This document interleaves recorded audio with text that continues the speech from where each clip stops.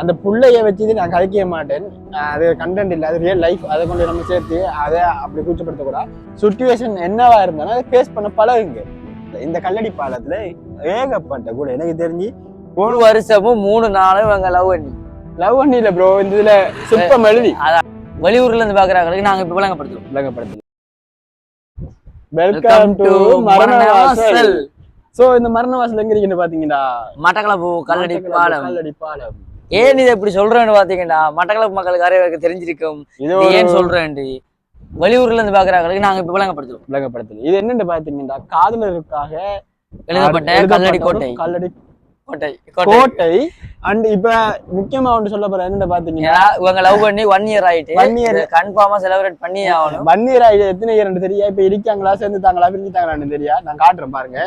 So இவங்களுக்கு தான் Nita flux 2025 2ஆம் மாசம் 1ஆம் தேதி இவங்கட நினைவு சின்னமாக இந்திய டேட் பாத்தீங்கன்னா 2026 2ஆம் மாசம் 4ஆம் தேதி. சோ 1 வருஷமும் 3 நாளும் இவங்க லவ் பண்ணி இல்ல ப்ரோ. இந்த இதுல சுத்தம் எழுதி எழுதி இந்த கல்வெட்டு இவங்களுக்கு கல்லடிப்பால மரண வாசலால் நாங்க சார்பாக நாங்க பிளஸ் அடுத்த வருஷம் நீங்க கல்லடி பாலத்துல சும்மா இரு காய்ஸ். என்னன்னு பாத்தீங்கன்னா இந்த நாங்க நிக்கிற கல்லடி பாலத்துல இருந்து இந்த கல்லடி பாலம் தண்ணியை காட்டுறேன் பாருங்க. இதை பார்த்தாலே பயந்தான் வருது. எனக்கு பயந்தான் வருது. தண்ணிய பார்த்தாலே பயந்தான் வருது. என்ன சொல்றாடா நீ அடுக்குதுடா எனக்கு. இந்த தண்ணியை பார்த்தாலே பயந்தான் வருது. அந்த தண்ணி இதையும் பார்த்து பாயிறாங்க அவங்க எல்லாம். என்ன சொல்றது இதுக்கு நம்ம என்ன சொல்றோம், ஏன்னா நம்மளோட சிச்சுவேஷன் தமிழ் மக்களோட சிச்சுவேஷன் தமிழ் மக்கள் இல்லடா, சிச்சுவேஷனை ஃபேஸ் பண்ண பழகணும். சிச்சுவேஷன் என்னவா இருந்தாலும் அதை ஃபேஸ் பண்ண பழகுங்க. அதுக்கப்புறம் தான் நீங்க வீட்டை விட்டு கிளம்பிட்டு போங்க.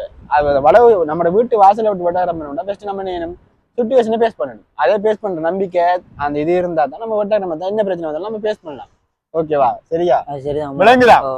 இல்லாட்டி அந்த அந்த நமக்கு அந்த சிச்சுவேஷனை ஃபேஸ் பண்ற தன்மை இல்லாட்டி நம்ம என்ன செய்யணும், வீட்டுக்குள்ள இருந்தா தான் நமக்கு ஒரு பிரச்சனையும் வராது. சாப்பிடுறோம், நம்மளோட பிரச்சனை இன்னொரு ஆள்கிட்ட சொன்னா நம்மளோட பிரச்சனை பாரம்பரிய அவங்க ஒரு சொல்யூஷன் சொல்லுவாங்க. இது ஒரே முடிவு தற்கொலை. இந்த கல்லடி பாலத்துல ஏகப்பட்ட கூட எனக்கு தெரிஞ்சு போன முறை நீ 192 இல்லப்பா 92 எண்ணிருந்தவங்க, அதாச்சும் டோட்டல் கணக்கு. அதே மாதிரி இந்த 2026 ஸ்டார்டிங் ஒரு புள்ள விழுந்திருக்கா. அந்த புள்ளைய என்ன ரீசனுக்காக விழுந்து தெரியும். சத்தியமா நாங்க அந்த புள்ளைய வச்சு நான் கதைக்க மாட்டேன். அது கண்டென்ட் இல்லை, அது ரியல் லைஃப். அதை கொண்டு நம்ம சேர்த்து அதை அப்படி கூச்சப்படுத்தக்கூடாது. என்ன நடந்தாலும் பெஸ்ட் யாரு மீன்ல பாயாதீங்க. இது வேஸ்ட். நம்ம கொலை முடிவு இல்லை, நம்ம லைஃப் அப்படி நாசமா போற லைஃப் இல்லை. யாரா இருந்தாலும் எவ்வளவு கஷ்டம். இப்ப நம்ம சொல்றேன், இப்ப என்னன்னு பாத்தீங்கன்னா இதுல விழுந்து செத்தவங்க எனக்கு தெரிஞ்சு வயசானவர்கள் யாருமே சாகல. சரியா?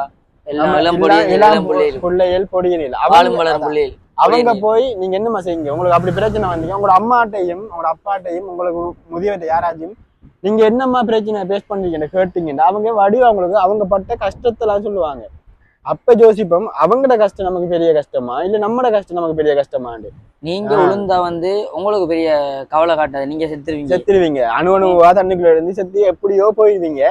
அதுக்கு பிறகு உங்களை பெத்தவங்களும் உங்களோட கூட பிறந்தவங்களும் உங்களோட உங்களோட உறவுகள் அவங்க தான் கஷ்டப்படுவாங்க. அடுத்தது அவங்களுக்கு தான் கெட்ட பேர். நம்ம சாகுறதுல நம்ம மத்தவங்களுக்கு கெட்ட பேர் தான். என்னத்துக்காக செத்தாள், ஏன் செத்தாள், நீங்க எதுவும் செஞ்சீங்களா இல்ல அவளை எதுவும் செஞ்சுக்கிட்டாளா, 1008 கேள்வி. அதை விசாரிக்க போனாலே தேவையில்லாத பேரும் பேர் உங்களுக்கு செத்த உங்களுக்கு ஒரு கவலை இருக்காது. உயிரோட இருக்கிற விடுங்க, நமக்கு அந்த பேரு கதை இல்லை, நமக்கு அது தேவையில்லை. சாகுறதை சொல்றோம், சாகுறது வேஸ்ட்னு கேடு கட்ட வேஸ்ட். அப்படின்னா நீங்க எப்படித்தான் சாகணும்னு இருந்தா நீங்க சாகணும் முடிவெடுத்தீங்கன்னா உங்க கூட இருக்க ஒருத்தன் அவனை யோசிச்சு பாருங்க.